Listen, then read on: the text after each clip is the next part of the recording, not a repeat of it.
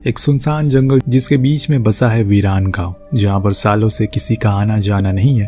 पर उसी गांव में बने एक घर में हम एक अजीब सी लेडी को देखते हैं जो खून से लथपथ कपड़ों को धोने की पूरी कोशिश कर रही, लेकिन वो धब्बे साफ होने का नाम नहीं ले रहे।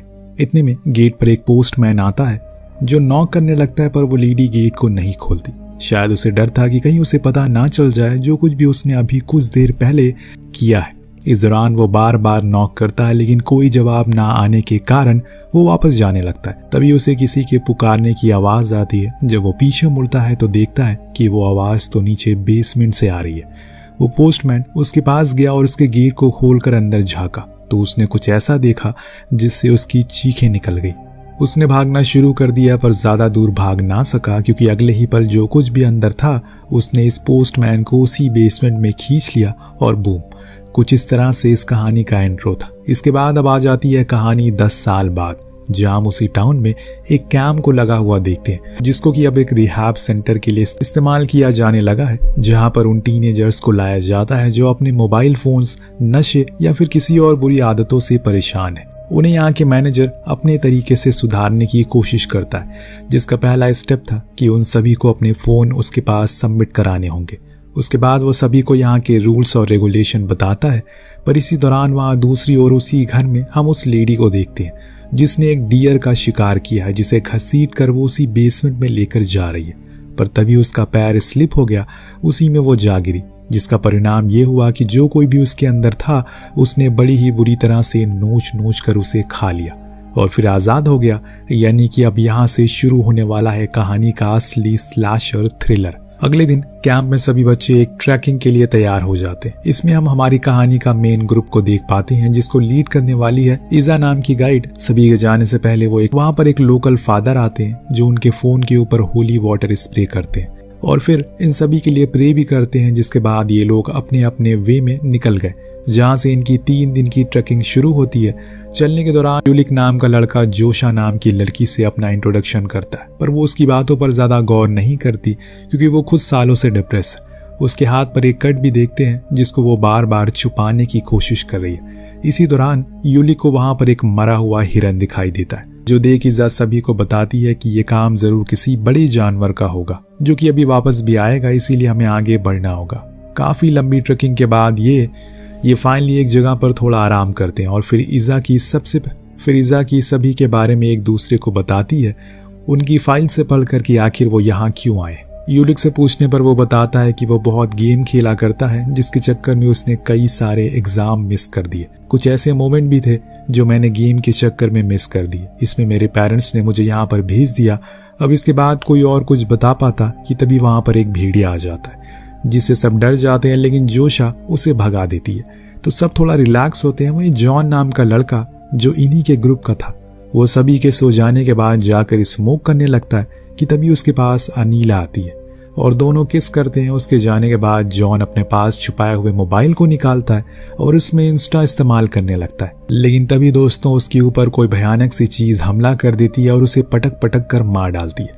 हम इस चीज की हल्की सी झलक को देखते हैं, जिससे इतना तो अंदाजा हो जाता है कि ये वही चीज है जिसको हमने बेसमेंट में देखा था तकरीबन 10 साल पहले, जो कि कल ही आजाद हुआ है वहां से। यानी कि अब सभी की बारी है, पर कब कैसे कहाँ ये हमें कुछ देर में पता लगेगा।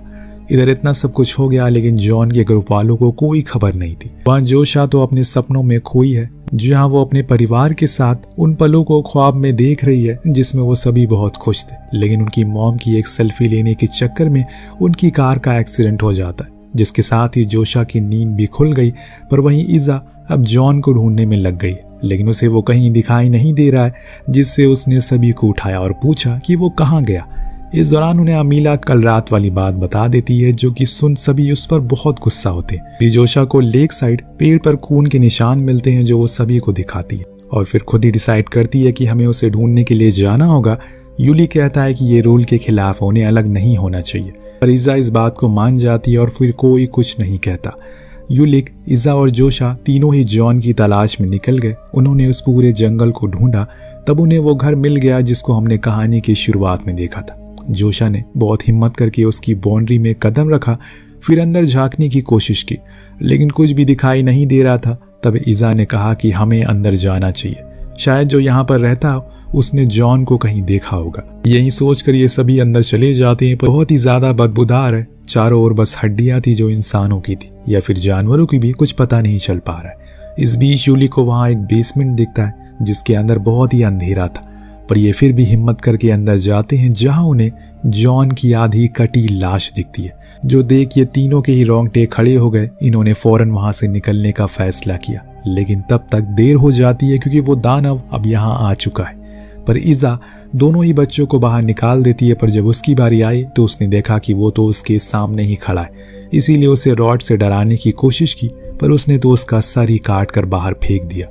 जो जोशा और यूलिक देखकर एकदम से सहम जाते, वहां से भाग निकलते हैं। उधर अमीला और एडमिन दोनों ही लेक साइड बैठकर खूब बातें कर रहे थे।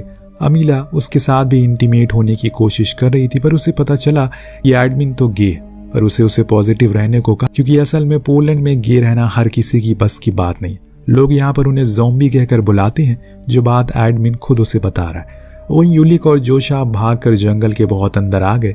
तभी जोशा कहती है कि हमें किसी की मदद लेनी चाहिए, क्योंकि अगर ऐसे हम भागते रहे तो थक जाएंगे, और अगर थक गए तो उसका शिकार बनने में देरी नहीं लगेगी।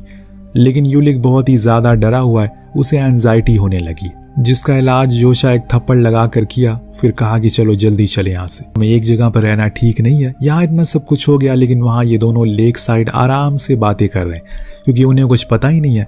एडमिन अपने दिल की बातें अमीला से शेयर कर रहा है, पर वो नोटिस करता है कि वो कुछ बोल नहीं रही। उसे अपनी गर्दन मोड़ी जो उसने वहां देखा वो बहुत ही भयानक था।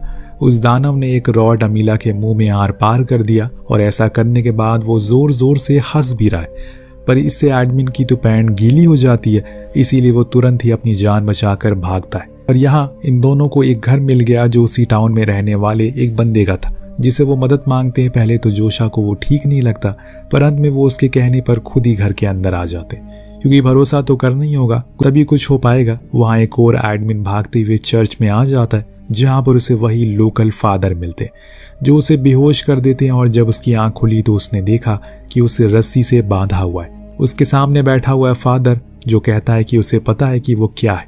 ऐसे यहाँ पर कई लोग आते हैं, तुम लोग इस दुनिया के लिए कलंक हो, लेकिन घबराओ मत, तुम्हें ठीक कर दूंगा मैं।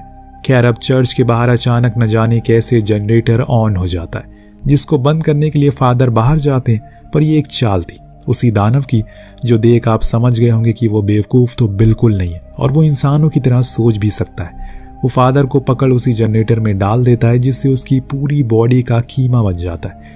जब ये चीज एडमिन ने देखी तो उसके होश उड़ गए, इसीलिए वो फौरन जाकर कन्फेशन रूम में छुप गया। लेकिन अफसोस कि उस दानव ने उसे पकड़ लिया। अब इसका क्या हुआ ये तो हमें आगे ही पता लगेगा। लेकिन आखिर ये दानव है कौन, क्या वजूद है इसका, आखिर इतना भयानक कैसे ये बन गया, ये सब जानने के लिए चलते हैं जोशा के पास, जो कि उसी आदमी से इस दानव की कहानी सुन रहा है, क्योंकि उसे पता चल गया है कि ये दोनों उसी से भागकर यहाँ पर आए हैं। कहानी शुरू होती है, आज से तकरीबन 24 साल पहले इस गांव में एक लेडी रहा करती थी, जिसका जंगल के बीच एक घर था। उसके 2 ट्विंस बेटे थे।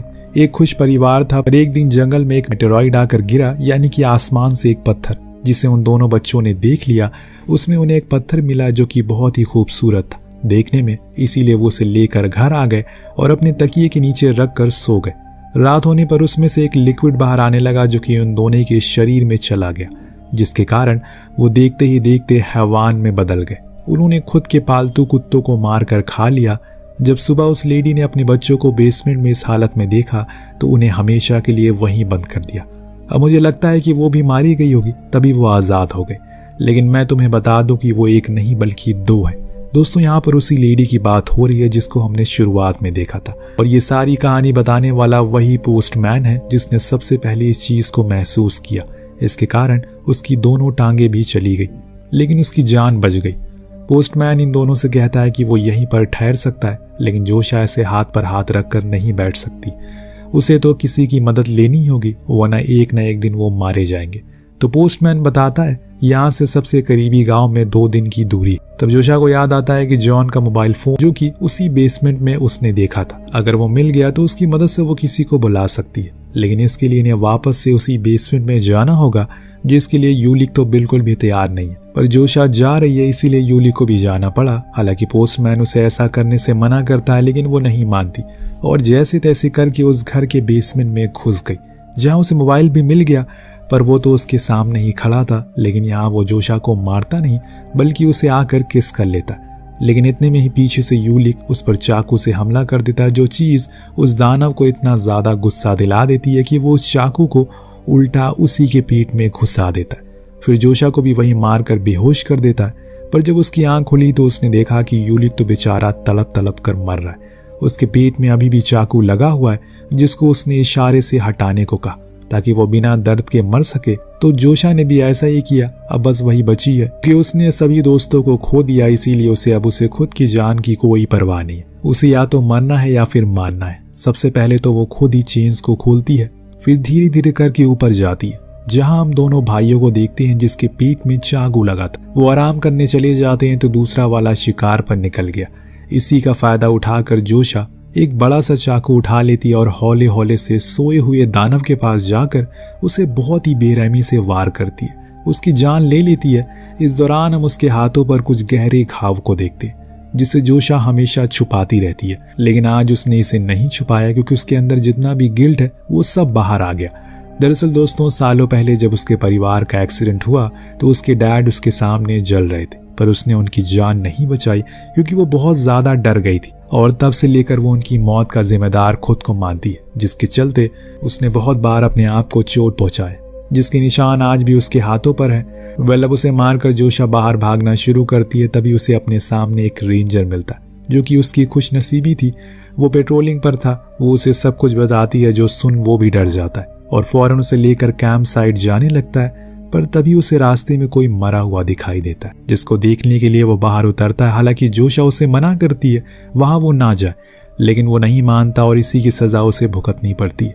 दरअसल वो दूसरा दानव था, उसने ही ये ट्रैप लगाया था जिसमें वो रेंजर फंस गया और खुद के शरीर के 2 हिस्से करवा लिए उसने। इस बीच हम उस पोस्टमैन को भी देखते हैं, जिसके गेट पर कोई नॉक करता है, जो सुन वो फौरन उसे शूट कर देता है बिना देखे कि वो कौन है। जिसे उसे मारा है वो असल में एडमिन था, जो जैसे तैसे करके खुद की जान बचा लिया। लेकिन यहाँ आकर वो मारा गया। तो वहाँ एक और जोशा ने तो उस रेंजर की कार को उस दानव पर चढ़ा दिया, फिर वहां से उस कार को लेकर निकल गई। लेकिन जब रात हुई तो हमने 2 लोगों को देखा जो नशे में धुत होकर हिटलर के जन्मदिन सेलिब्रेट कर रहे थे। उन्हें इस दानव की लाश सड़क के बीचों बीच दिखती है, तो वो उसके करीब जाकर देखते हैं, यार ये क्या चीज है। तभी वो जाग जाता है और हैरान कर देने वाली बात यहाँ ये थी, जिसको घर पर जोशा ने मारा था वो भी अब जाग चुका है। यानी कि जिस मेटेराइट से इन्हें पावर मिली है वो बहुत ही खास है, जिसके कारण इन्हें इतनी आसानी से मारा नहीं जा सकता। ये मरकर दोबारा जिंदा हो सकते हैं। इन्हें कुछ बहुत ही अलग करना होगा, तभी इनकी कहानी खत्म हो सकती है। फिलहाल वो दोनों आज हिटलर के पैदा होने के दिन मारे जाते हैं और कहानी इसी के साथ खत्म हो जाती है। पर हमें ये नहीं बताया गया कि जोशा कहाँ गई। क्या उसे कैंप में सभी को बता दिया इस बारे में? अगर बता दिया तो क्या पुलिस या आर्मी यहाँ आएंगी? क्योंकि न जाने कितने लोगों को इन दोनों भाइयों ने मार डाला होगा। ये सब चीजें हमें पार्ट 2 में देखने को मिलेगी, तो उसके लिए कमेंट जरूर करिएगा। मिलते हैं अगली वीडियो में। Thank you so much watching. Peace out.